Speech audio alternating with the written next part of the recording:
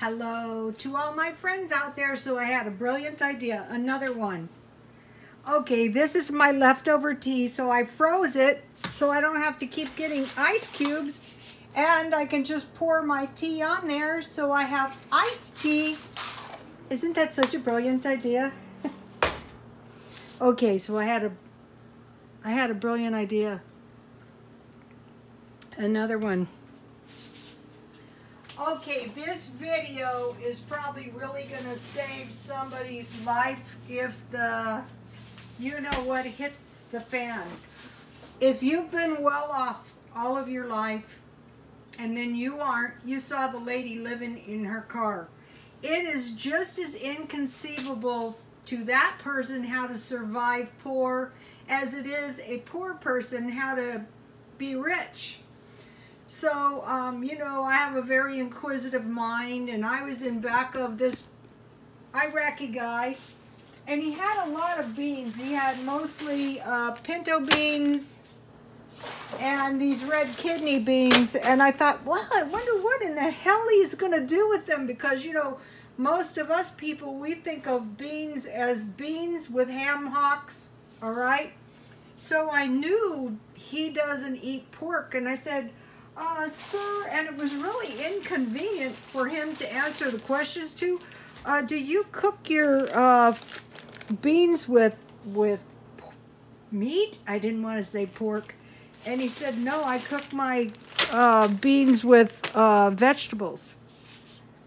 And then I have the meat on the side. And it all of a sudden made sense to me, because I worked in mini shops, and, you know, there's a lot of poor people, but they were more like the lady living in the messy car that is impossible to live in. No clear idea how to be poor either, but as things are starting to dawn on me, and I feel God is revealing these things to me. So this is why I'm doing the show, How the Poor People Live. Not saying this guy was poor, strong possibility he wasn't.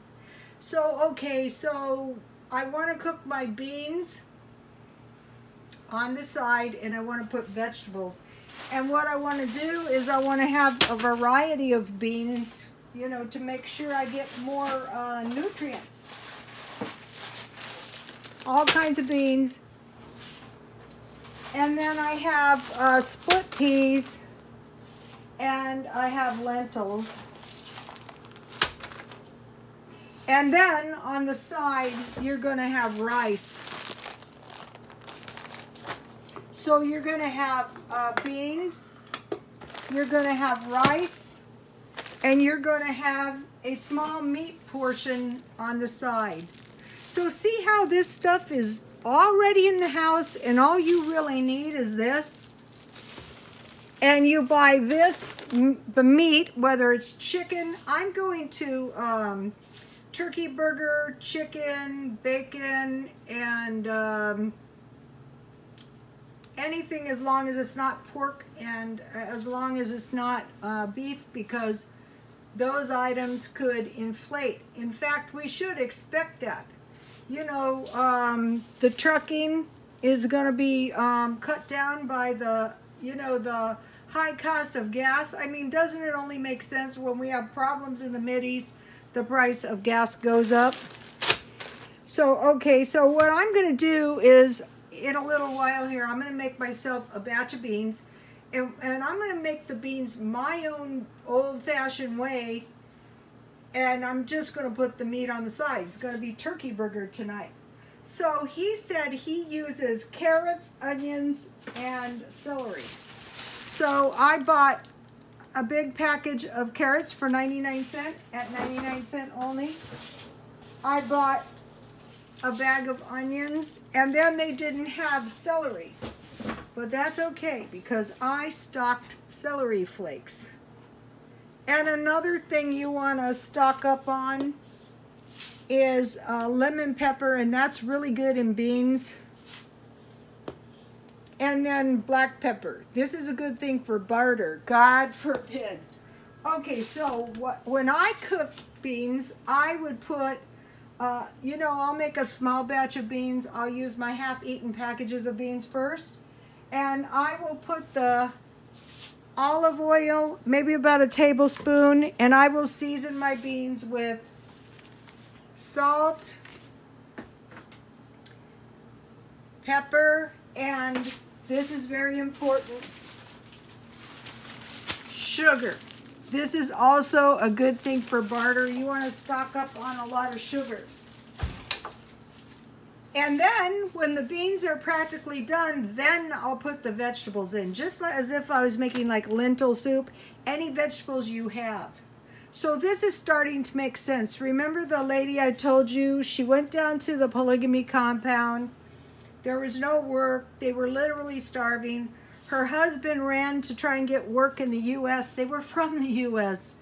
and left them down there, and she almost starved, and a man gave her a bag of beans and a bag of rice. And you might be saying, how could you survive on that? Well, this is what you would do. It'd be bag rice, beans, and vegetables.